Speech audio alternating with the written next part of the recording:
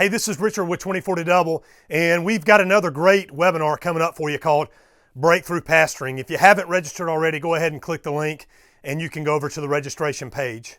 But I wanted to share a quick story with you about a conversation that I had with a friend of mine about you, pastors. He knows that I work with churches. He works with churches too, but I'm on the phone a lot more with you guys than he is. And he just said, hey, what's your opinion about how they're doing? And before I give you my opinion, I wanted to ask you a question. If you think back to the time when you were called into ministry, you may have been a kid, you may have been an adult, you might have been a new believer when you knew that God called you into being a pastor. Think about that time in your life, okay? Have you got that? And now think about the ministry that you're living right now. And here's the question I'd have for you.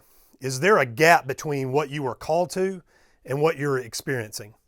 Now, based on my experience over the last 10 years, I have worked with hundreds of churches, and I have a lot of great conversations with men and women who are truly passionate about reaching lost people, but the day-to-day operations of church beat them down. And I don't know if that's where you are or not, but this is the question, the real question that I think we have to answer as people that are out here trying to build the church, and it's this: is there still more work to be done?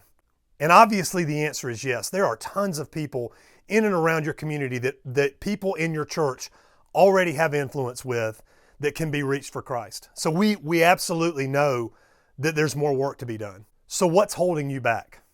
What's keeping you from reaching those people?